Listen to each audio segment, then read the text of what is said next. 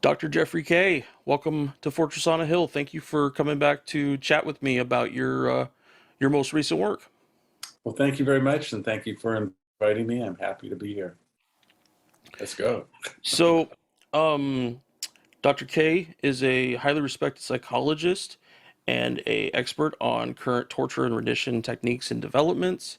He writes on torture and other subjects for Firedog Lake, Truth Out, and then most recently, what we're talking about today, his current run at CounterPunch. Article is titled CIA, MKUltra, and the Cover-up of U.S. Germ Warfare in the Korean War. So, Dr. K, I would hope would you take us through briefly on your article, what you've discovered and um, how recent discoveries may have changed how some of these events, looking back on them, look. Okay, one thing I do want to say, because the Board of Psychology in California might be interested in these things. I'm technically a retired psychologist. Tired psychologist. I'm supposed to say that because I'm not currently licensed. My licensure went with my retirement. So I'm sorry. So you're asking me again. I'm sorry. About your most recent article Yes. discussing about the forced retractions of American Right. POWs and Right. about the how the beginnings of um, Project Bluebird and I think drop Right. the other one Yes. into MK Ultra. Right, right. And we could add the word brainwashing, because that's probably what a lot of your listeners are familiar with from popular culture and terminology, because that's when the whole idea of brainwashing began. Well, technically, it began even before the Korean War, as the Cold War began. And really, our story begins before the Korean War, with the onset of the Cold War, a hard Cold War between the Soviet Union and the United States in the mid to late 1940s. And during that period, there were a series of trials in East Europe. Particularly a famous one was in Hungary, Cardinal Mindszenty, and another guy from IT&T, Robert Vogler. He was an American business executive in Hungary. And he and Cardinal, these guys were charged with espionage in Hungary against the Soviet Union on behalf of the United States. And arguably or not, they were tortured in custody. And and there's controversy over that. And then when they came time for the trial, they confessed to, in fact, espionage and, being working for the United States intelligence services and military. Well, this, of course, would later happen. The exact same things would happen with except it wasn't a trial, but they were in a POW camp. But the same thing would happen with U.S. flyers who were captured by North Korea and China down planes during the Korean War, who then confessed to use of biological warfare to their captors. And arguably, controversially, under torture or not, they later recanted, as did Robert Vogler when he returned to the United States ultimately. But what was similar was, why did they confess? Why did they say they were doing these things if they were false confessions?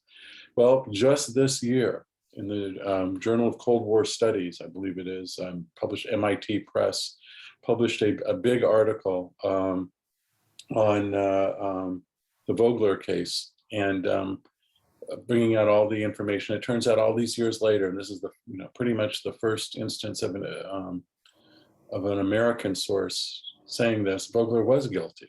He did, in fact, collaborate with U.S. intelligence. His confession was true. He may have been tortured to get that confession.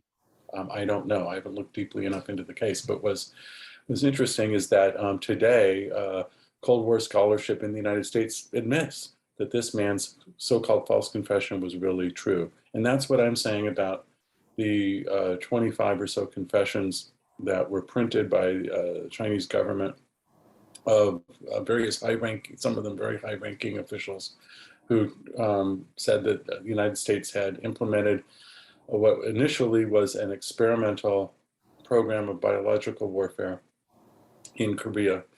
And and then later expanded that out as the war went on.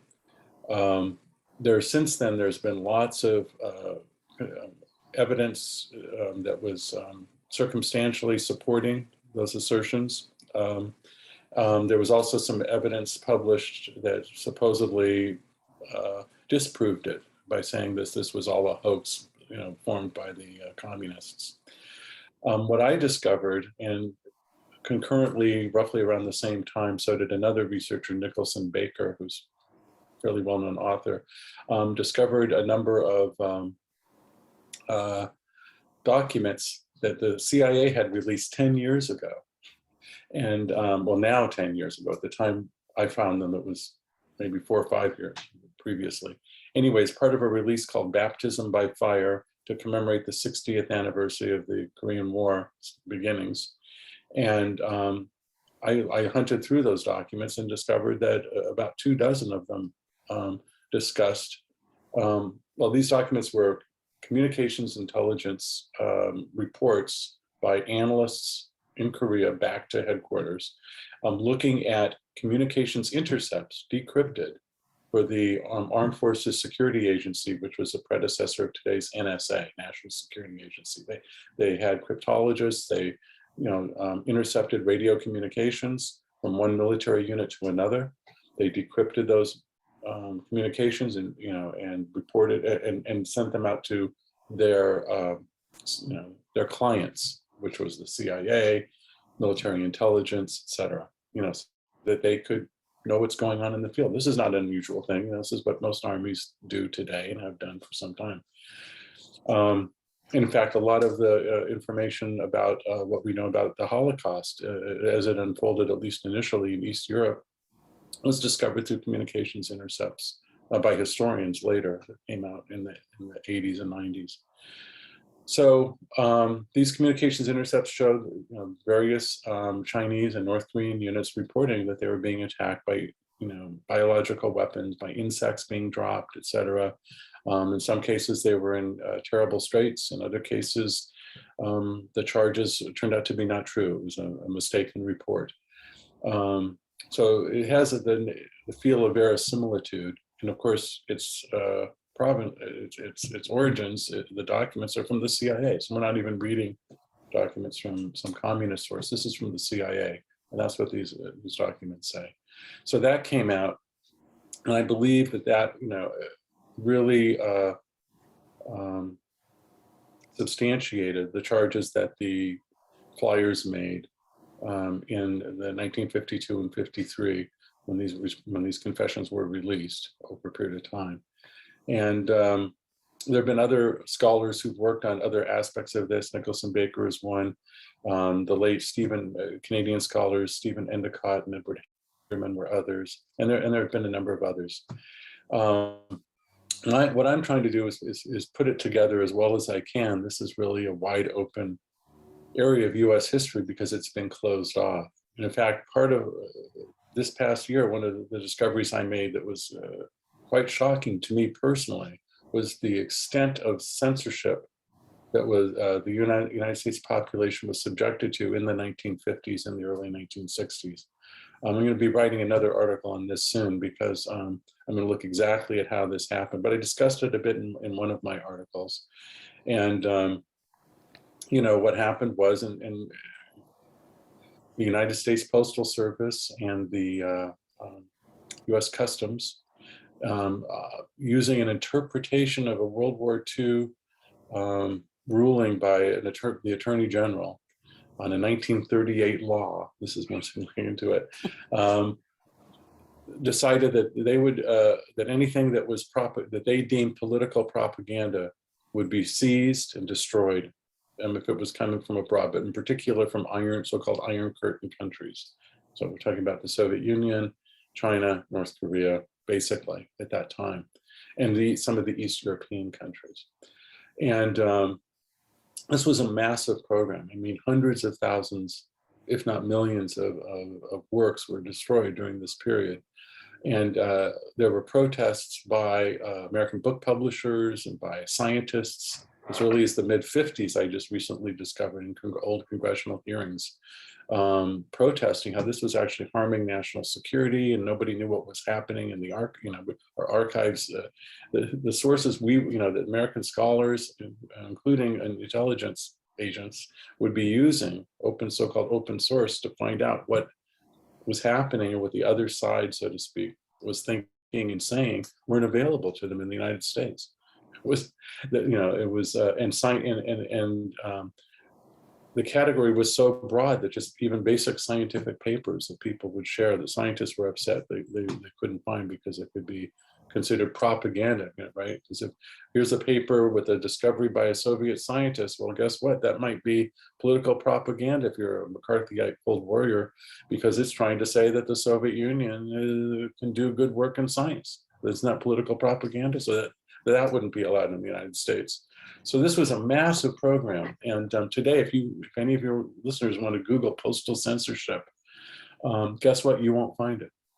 You won't find that this program existed, but it did. And it finally was ruled unconstitutional in 1965. I could go into that whole story. I'll save it for another article. But that's just the degree of censorship. And of course, then you have the American intellectual establishment, much of which was compromised already, the academic establishment and the press, because they worked so closely with the military and intelligence agencies already. Many of them did.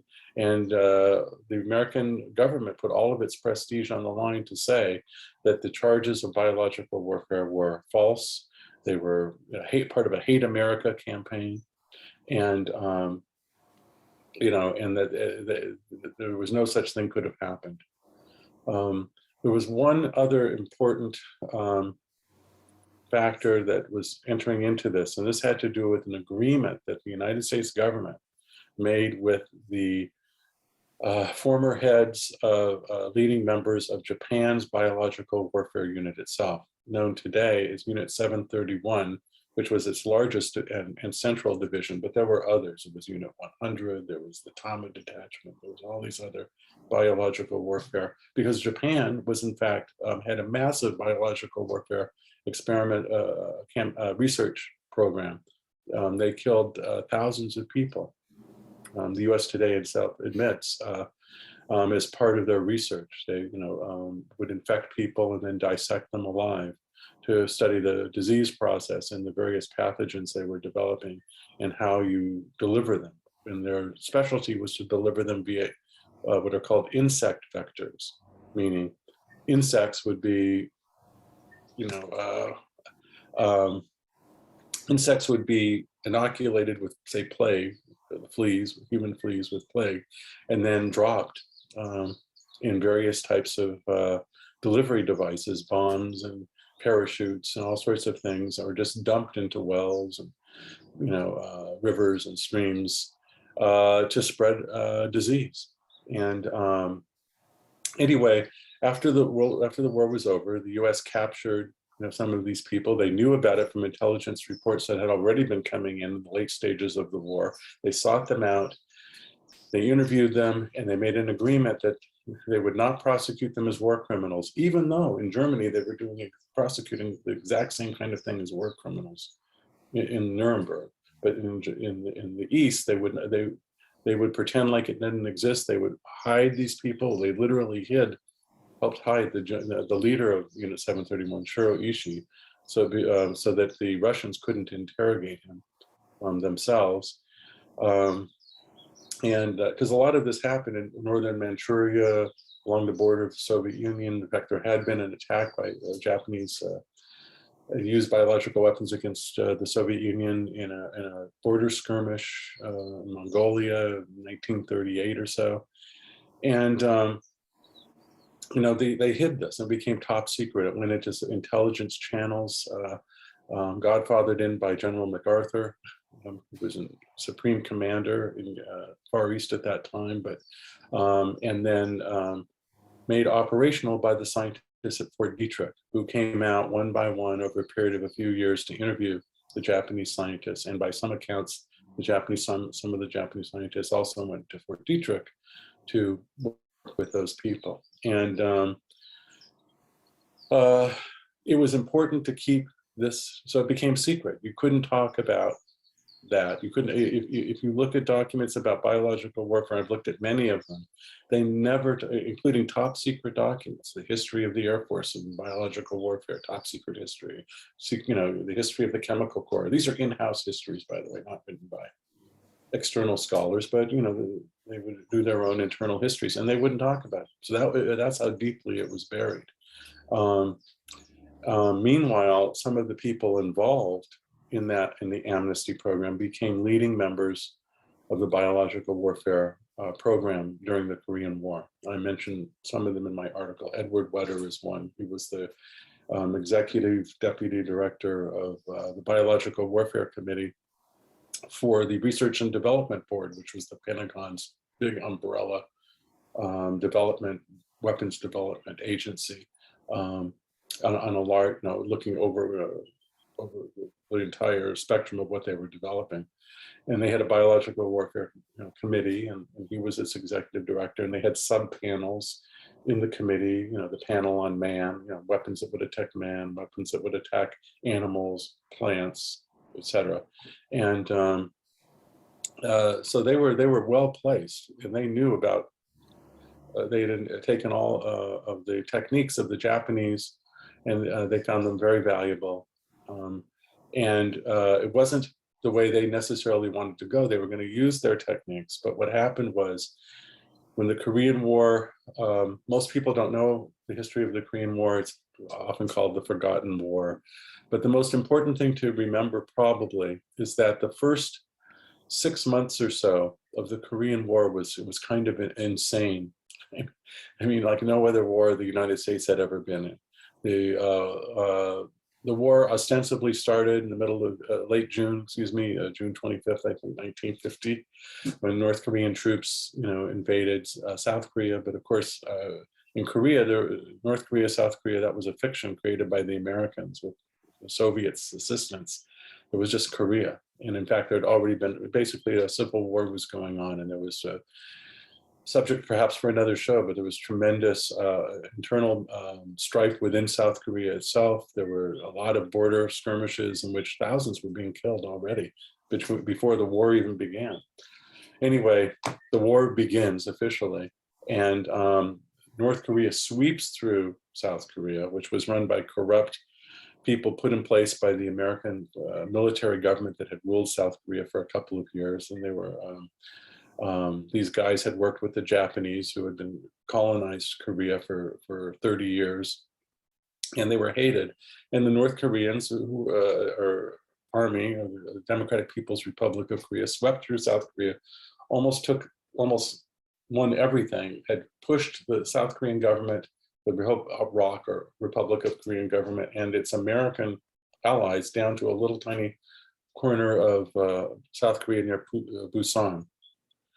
And that ended with a swiftly organized, and I wonder how they were able to organize it so quickly, except that America had massive assets nearby in Japan, of course, still from the war.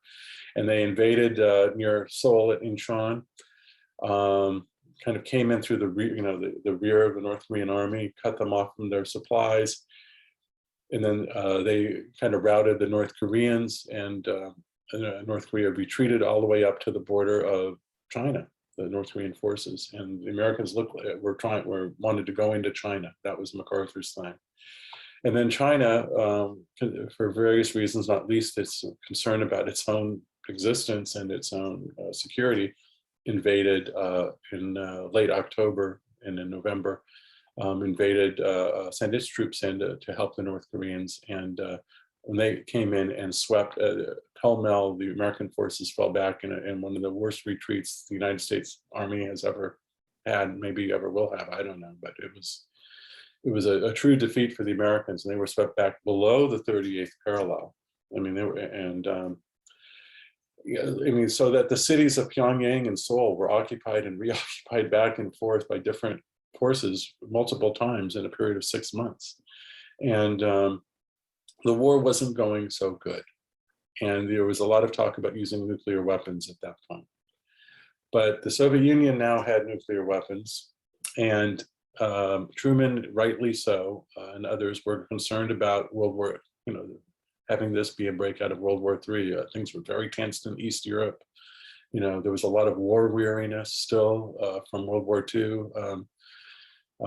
America may not have suffered the way, say, the Soviet Union or Germany suffered from the war, but together the U.S. and the U.K. had lost 100,000 soldiers in World War II, and that's a lot of people, and there was people that weren't ready for another war. In fact, the Korean War, when it did break out, was not popular, and ultimately Truman was thrown out of office partly because he just could not end the Korean War, which people didn't want. But they didn't, they turned to lacking the use of atomic weapons. They turned to the other weapons of mass destruction. That was biological and chemical weapons. I don't know the extent in which chemical weapons were used, except that napalm, if you want to consider it a chemical weapon, I think it is, was plastered all over North Korea, burning down almost every city, every building. The war in the North went underground.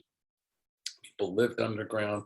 It was hideous. Millions of people were killed or injured, civilians. It was just a nightmarish kind of war. This was throughout the peninsula. So I'm going far afield, but I think your listeners need to understand just how savage the Korean War really was, and how a decision to use biological weapons made sense to to a certain coterie within the American military and intelligence agencies. They had numerous, if you read my article, people will see, there were numerous boards that were assembled to study the use and what should we do and what should we use and what are the problems. And what I was surprised to discover, and what this new article, of course, explores in some detail, is the degree to which the CIA was involved in all this. And not just the CIA per se, but the CIA's program of mind control and exploration of behavioral or mind control, as exemplified by Project Bluebird, which was the first that the CIA had. There was a military program before that the Navy had called Project Chatter. But so Project Bluebird, which then basically just changed its name and became, as it grew, and became Project Artichoke.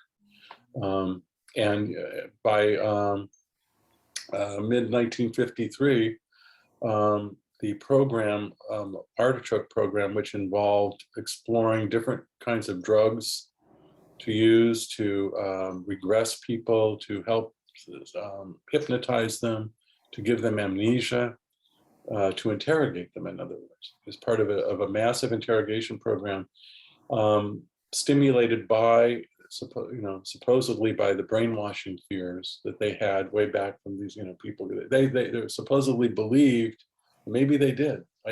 I'm unsure of this myself, but they supposedly believed that the communists had developed extremely sophisticated drugs or mind control techniques, so that any American captured would be open to giving up information or being used in false confessions or show trials for the communists. And they wanted to combat that even more. They wanted to do it themselves.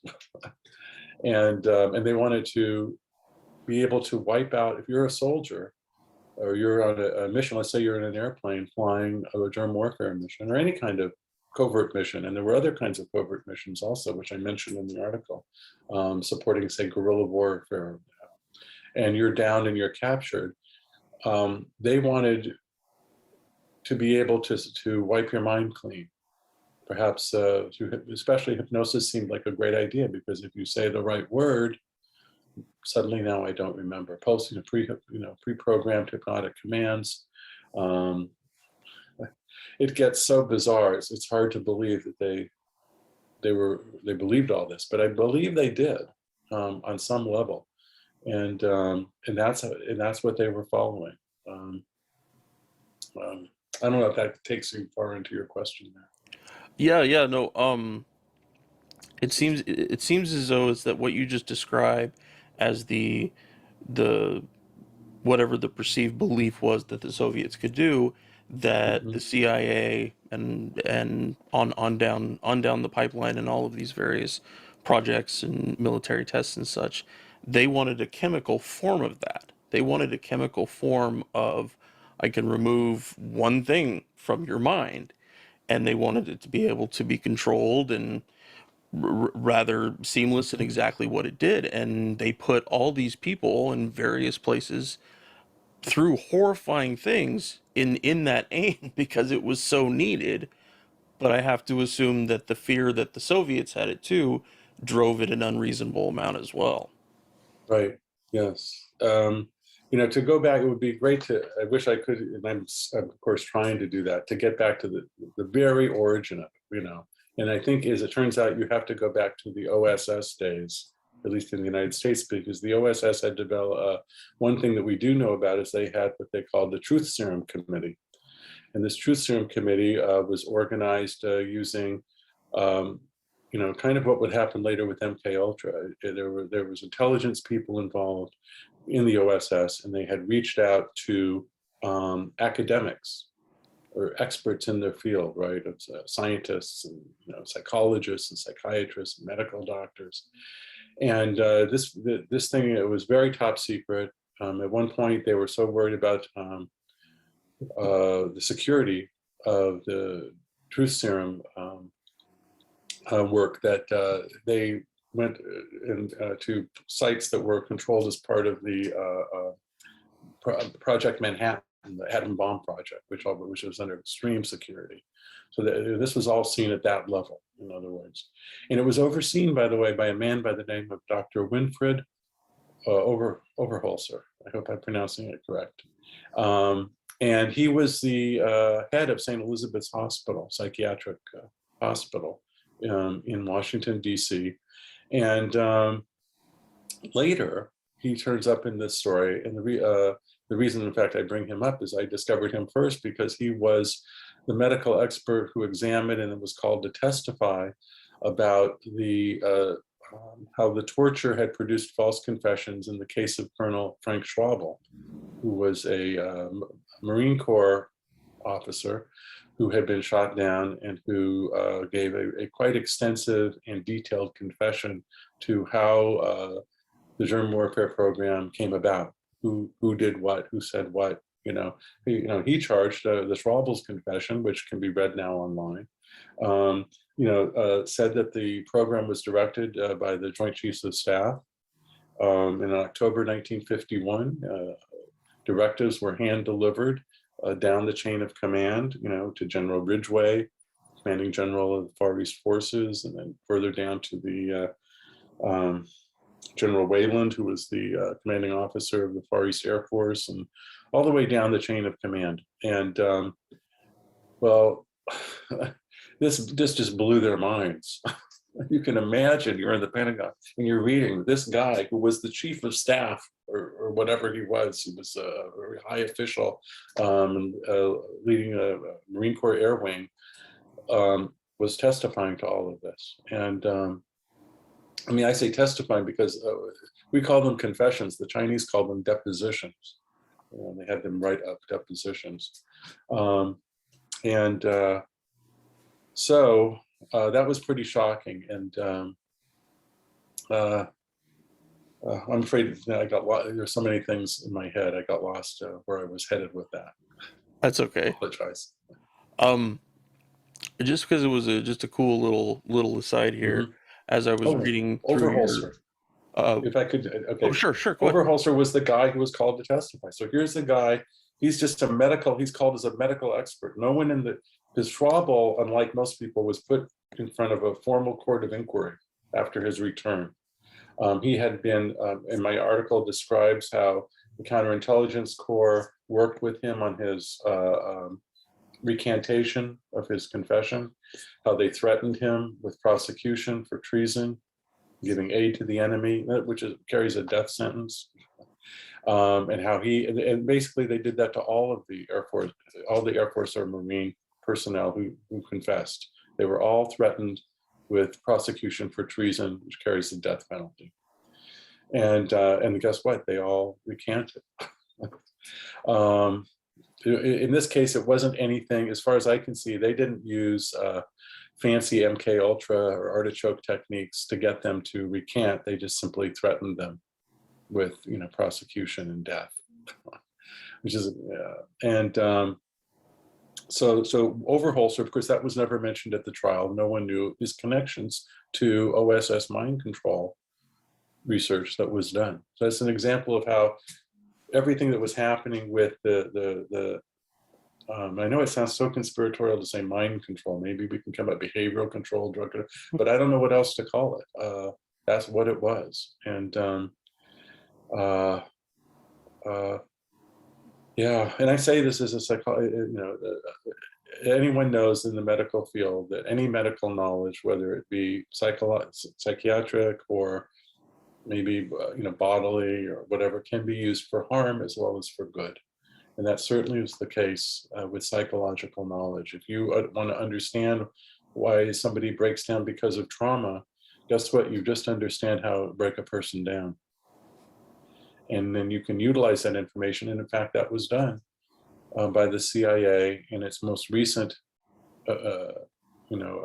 affair with torture under the so-called enhanced interrogation techniques used at Guantanamo and black sites and CIA in the 21st century.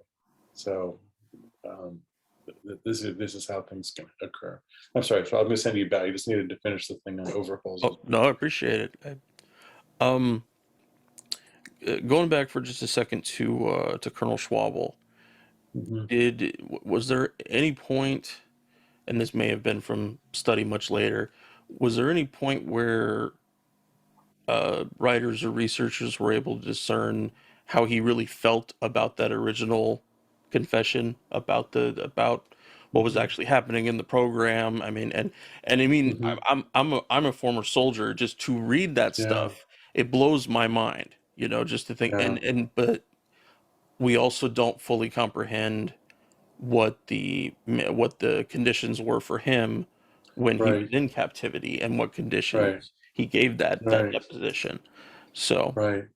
Well, that really does get to some of the core of the controversy, what you bring up. What did he really think? I mean, his confession to the Chinese, he says, you know, I don't have to say this, but I'm going to say it, which is, this thing made me sick. I mean, this isn't a quote now, I'm paraphrasing, but sure. this was dishonorable to use biological weapons. Nobody I knew liked it. We were all kind of upset about it. Um, and nor did I think that it would even work. It wasn't even an effective weapon. That's what he seemed to think, and it seems genuine when you read it. It doesn't have the feel of a canned thing that some enemy told you to say. But once he's back in the United States, and after being threatened with treason and with the death penalty, he now says, I was tortured to say those things. What I had to say were ridiculous. But as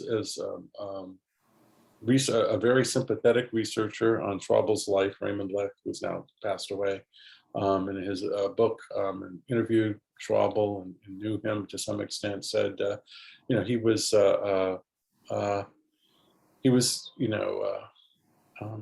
talked about being held in solitary confinement and being, kind of worn down over a period of, in this case, 3 or 4 months, with poor food and stress positions. He didn't use that term.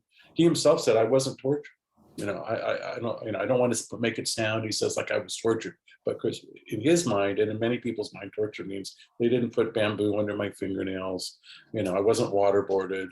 I wasn't, they didn't hold a gun to my head.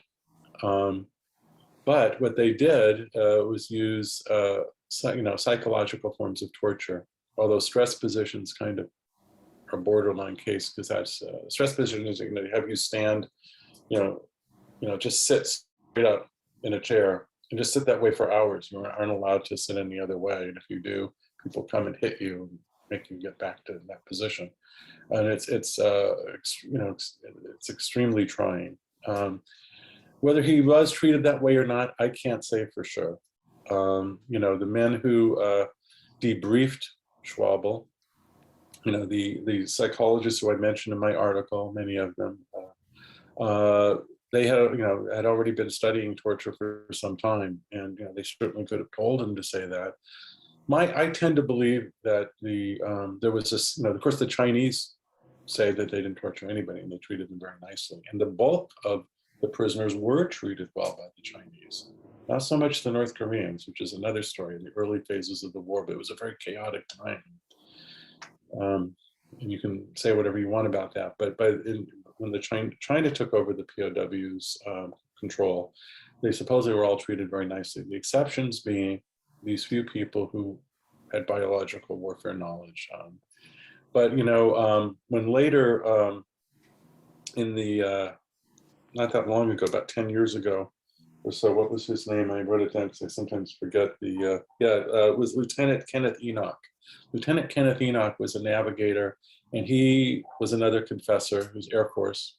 And his confession was one of the first published and put out, and it was in 1952. And later, and then he recanted as well. He was a high-profile confessor because he was one of the first, and he too said I was tortured, etc. But when he was interviewed by a British journalist, Tim Tate, who was at that time doing a documentary for Al Jazeera, he told him, you can see it online, the documentary is called Dirty Little Lies. And he said, no, he was not abused when he was in captivity, when he was held. He did say that he made up the story about the biological warfare still. He did not say, well, yeah, not only was I not tortured, but I told the truth, but he did say I wasn't tortured. So it certainly calls into doubt. And there was another episode that calls into doubt the story of the torture, and that was the Valley Forge affair, Valley Forge Army Hospital, which I talk about at some length in the article, because what that showed was that the prisoner releases of prisoners held in the Korean War coming back to America took place in two stages, and they're called the little switch and the big switch, the switch of prisoners, in other words, right? So the North Koreans got back, and Chinese get back some of theirs, the Americans get back some of theirs. The first little switch was mostly of people who had been medically injured prisoners, things like that. People were compromised on some level. It didn't include any of the confessors of biological warfare, to my knowledge. And this was in spring of 1953. The war was still going on. And there were only about 350 or so prisoners that were going to be released. But a little less than 10% of them had been identified by American intelligence as so-called hardcore cases. These were people who were hardcore communists, that these people had been converted or brainwashed to be for the Chinese and communist side. And that the CIA had heard of this, got word of it, and when the prisoners were set to come back to the United States, this subset of so-called hardcore prisoners and others who were dubious on some level, or they were worried about a couple dozen of them, were sent to Valley Forge Army Hospital in Pennsylvania under armed guard the entire way. And they were going to do artichoke-style interrogations on them. Just so your audience knows, well, what's an artichoke-style interrogation? What was the CIA? What was the state of art of CIA interrogation in those days? And they were still honing their craft. I mean, they were using these things for interrogations, and then they were studying it as well. They were using it to study how human beings react under stress. They were using it to study ways to produce amnesia in individuals, studying ways to break down personality and then reconstruct it.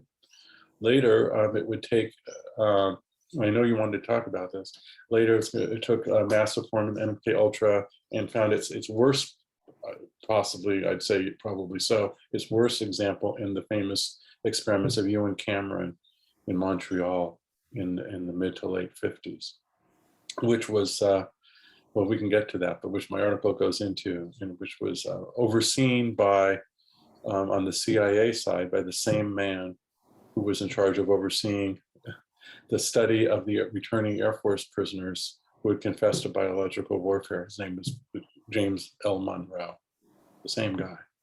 But anyway, we'll come back to that. I mean, this is just, it kind of, even as I say these things myself, I don't know how your listeners feel about this, but it continues to blow my mind that all these things occurred.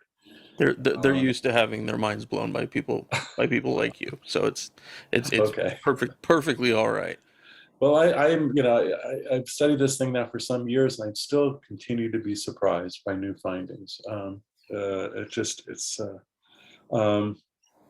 but I was talking about the returnees at Valley Forge and the Artichoke people, and I linked to the documents in my article.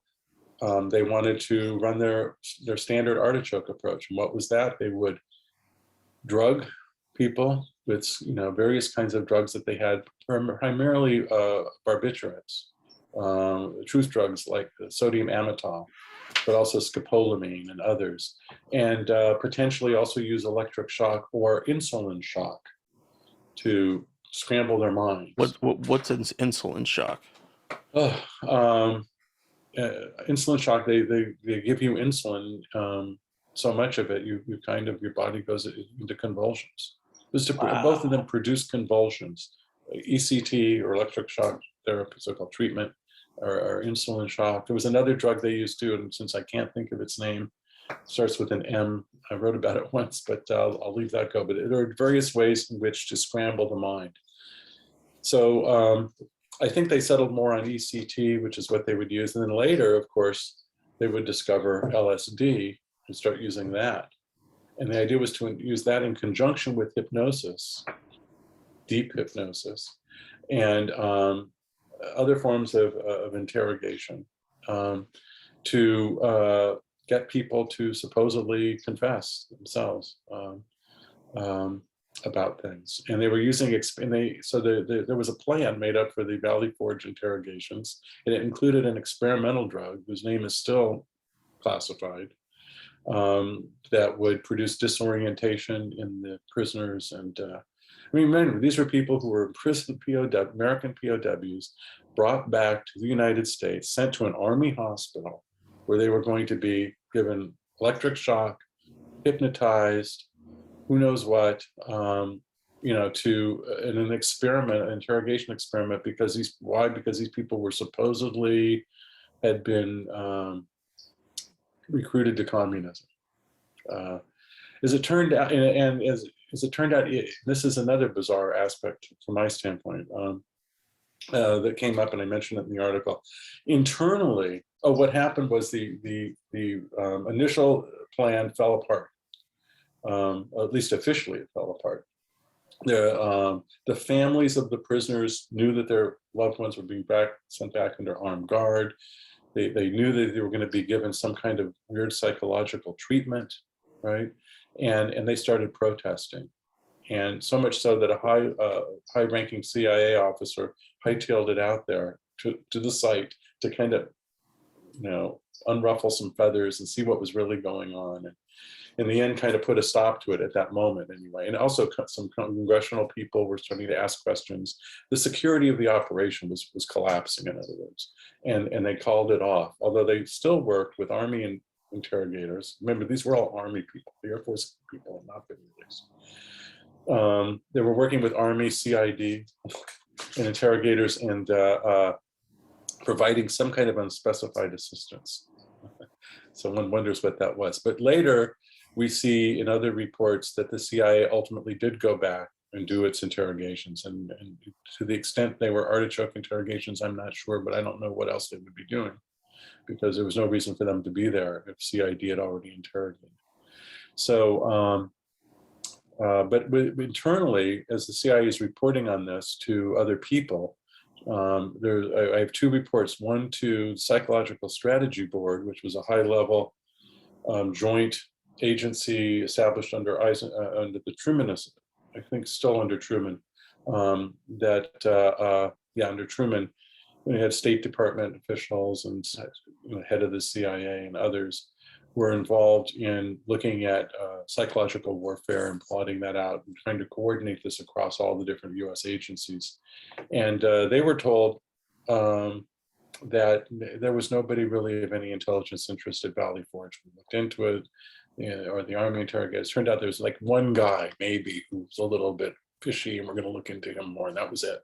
But when they were debriefing the FBI on this, they told FBI officials, including Hoover, that, no, wow, these guys were the worst of the worst. And it showed us that actually the American influenced soldiers, brainwashed to be communists, had taken over prisoner of war camps and were running them in Korea. Unbelievable. I don't think Hoover believed it for a second, by the way. Hoover was very dubious about the CIA. Hoover himself is kind of a monster himself, but he didn't trust the CIA. Of course, they were in competition in various ways too, and that's one reason. But so they lied to the FBI about it, and then in another report internally to another part of the CIA, they mentioned in passing that we have officers who are going back to Valley Forge and they're going to do the interrogations there. So stuff went on. We still don't know the whole story, but what we do know is still pretty damning, and it throws a very dark shadow across the claims that the United States was making that the communists were brainwashing prisoners, torturing them, when in fact the exact same prisoners being brought back to the United States were plans to torture them, essentially. What really went on? In the article also goes a good deal into exactly what did happen to the soldiers who were returning, the Air Force personnel and others. I was going to ask. Yeah. Oh, go ahead. No. I was is that I'm assuming we don't have anywhere near all the information about who it actually happened to the soldiers, Air Force. Yeah. Well, unfortunately, supposedly, according again, researcher Raymond Leck, who worked on the Schwabel case and looked into these things quite a bit, the record of the interrogations of the returning POWs were lost in a fire in the 1980s. They're gone. But so instead, what we have, and the investigations themselves were classified and top secret, and still, in fact, don't have access to them. But slowly but surely and painstakingly, from my standpoint, who tried to look into it, we're able to determine what did happen. There was a report in 1955, which I linked to in my article, which had a number of people involved from the CIA and the DOD and academics, et cetera, and CIC, Counterintelligence Corps, which was also heavily involved in the debriefing of the returning POWs. In fact, the man who was in charge of Schwabel's debriefing, initially as he was returning to the United States aboard ship, Lieutenant Matthews was a member of the CIC, Counterintelligence Corps. Still a very highly secret component of American intelligence, now defunct. But you can only find like really one decent book even about them ever written on the history of the CIC. That's how secret they were. Anyway,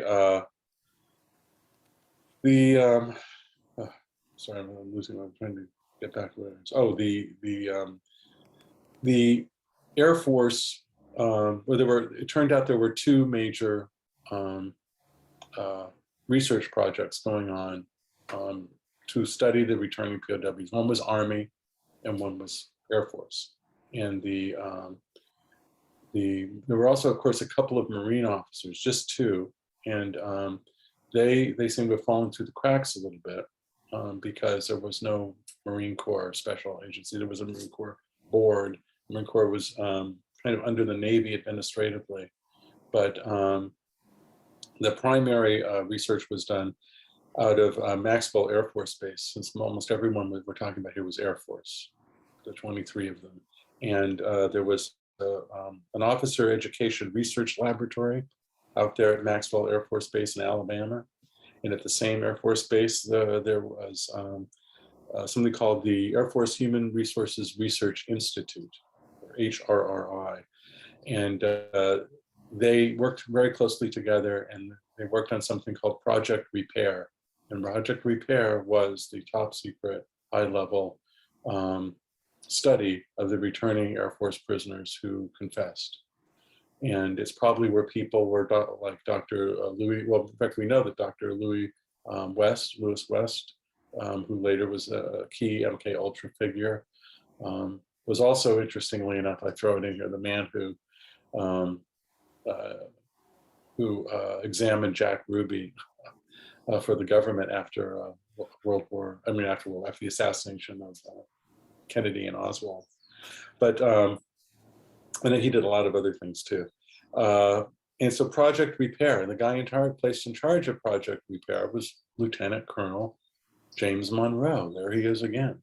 James Monroe, who is this guy? In fact, it's interesting, you find certain people in the military, now you're in the military, you can tell me, but there's guys who become kind of heroes. They become like star figures, it seems to me. I wasn't in the military. But so for instance, James Monroe was famous because he had, in World War II, back as a major in World War II, he had, the U.S. was having some problems in their delivery of propaganda leaflets over Europe. World War II. But basically what they did is they would go up in an airplane and they'd have like incredible massive load of leaflets. And they would just dump them out of the plane, right? Leaflets would fly everywhere. And, you know, it was kind of messy and it really didn't get to where it couldn't be well targeted, in other words. So he developed a bomb, a leaflet bomb. And it was a 500-pound bomb or so that had chambers in it, and you could put the leaflets in the chambers and have a timed fuse, and you could pretty accurately, over a few hundred yards area, deliver the leaflets that you wanted to deliver. It's called, and they called it. It became famously known as the Monroe Bomb, and he was a hero in the psychological warfare component of World War II. And became well known and was written up in the press. I mean, this wasn't a covert thing later, the Monroe Bomb, that's what they called it. When the Korean War came around, they had, and the need for use of biological weapons munitions was imminent, was important because they didn't have the munitions ready to go for their biological warfare campaign.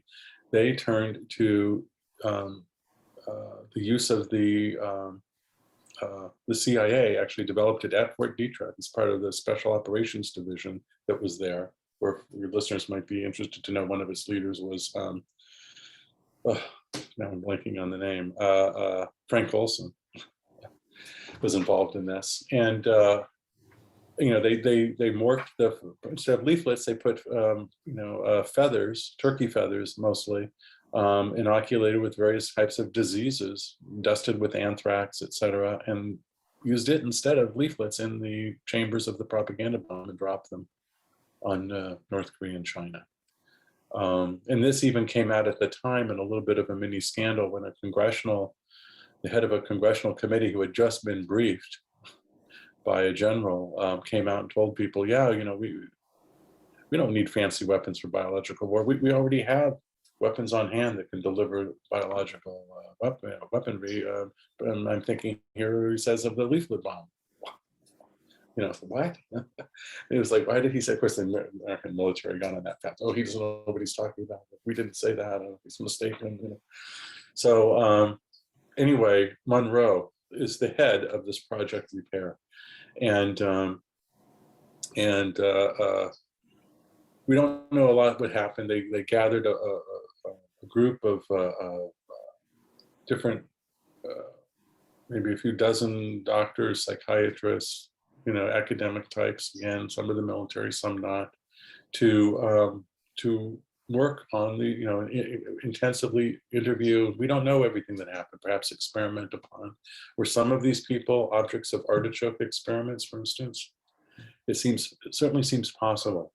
But we just don't know. That was pure speculation on my part. But you do have the same kinds of people around, and we do know that they were intricately involved with biological warfare campaign. So, for instance, the Human Resources Research Institute, HRRI, at Maxwell Air Force Base, its parent agency was Air Research and Development Command, ARDC, in Maxwell, also headquartered in Maxwell Air Force Base. ARDC, if you look through the materials, was heavily involved in the implementation and development of biological warfare munitions. So you have the agency, the parent agency, an investigation whose parent agency was part of the biological warfare development hierarchy and campaign, which then does its own investigation of the people who confess to the use of biological warfare. Something's not right here. And in fact, so over and over you see that these are just fake investigations. Back to the Schwabel trial, one of there were 3 officers, who were going to, high-ranking officers who were going to, well, maybe it was 4. It was 3 or 4, I'm sorry, I'd have to look back.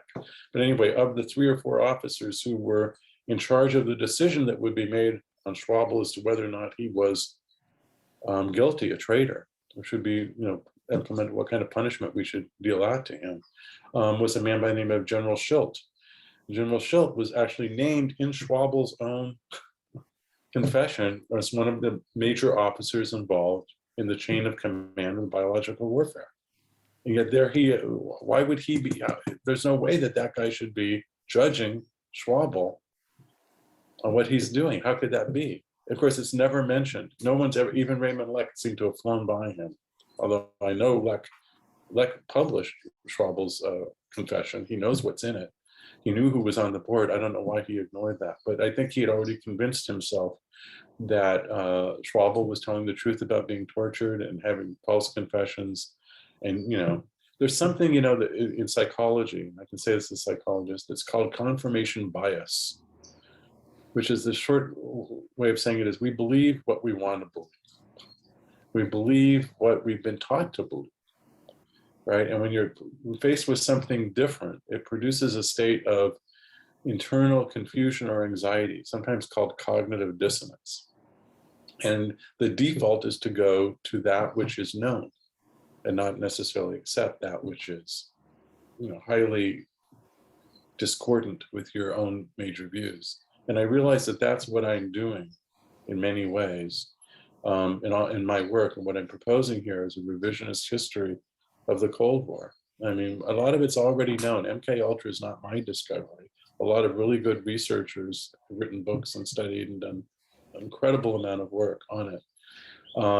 And a lot of the things I get are coming from other people, I'm drawing together from other people. But everything that I'm talking about in terms of the investigation into the flyers, by the military and the CIA, about the confessions, which were not published. Remember, I mentioned the censorship. Your listeners at the beginning of this interview, I brought up, well, those confessions were published, but they never reached the United States. What really got me first interested in pursuing this is in the dogged way that I ultimately did, was that I too was like the researchers back in the 50s who testified to troubles with this censorship. When I heard that the United States government was involved in torture in black sites in Iraq and Guantanamo, as a psychologist myself, and I heard that psychologists were involved in this, I started reading about it like many people did. I read my New York Times articles, and it said, yeah, these people, were these psychologists in the CIA had recreated the forms of interrogation used by the Chinese communists to create false confessions during the Korean War. And so it's pretty easy to sit down at Google and say, well, false confessions, Korean War, what are they talking about? Oh, it's biological warfare. I didn't even know about that. Okay. And then, okay, well, we should be able to read those confessions. I would be curious to see what they said. I want to see how outlandish. I had worked, which listeners may or may not know, I had already been working for a number of years with torture victims. Part of my psychological practice before I retired was with Survivors International Torture Treatment Center in San Francisco Bay Area. Your listeners may not know that there are torture treatment centers in the United States in various different cities. And there are even in other countries around the world, because unfortunately, many, many countries still practice torture. And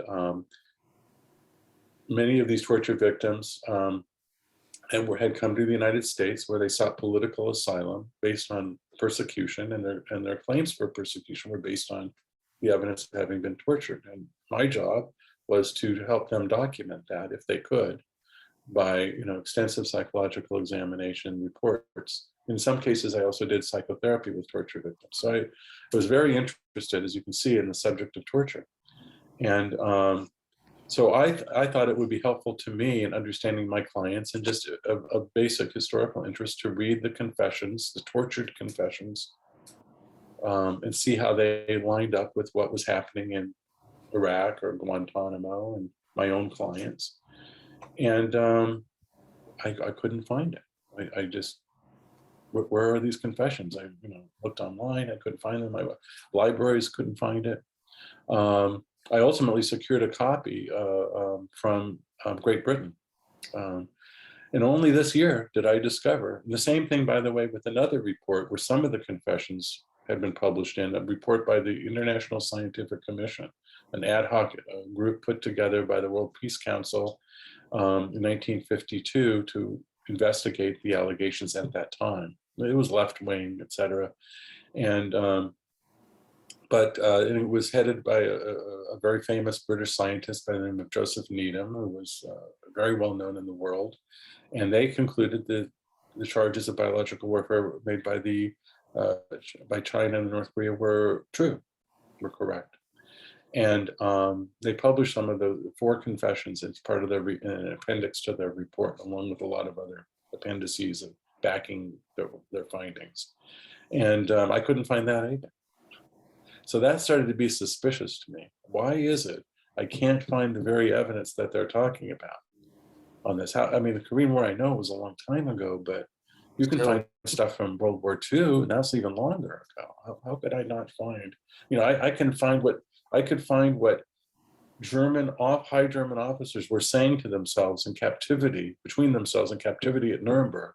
I could find that, but I couldn't find what the confessions were that were at the time very famous and had plastered, and was a huge controversy in the United States. And we're not, anyway, I did find them, and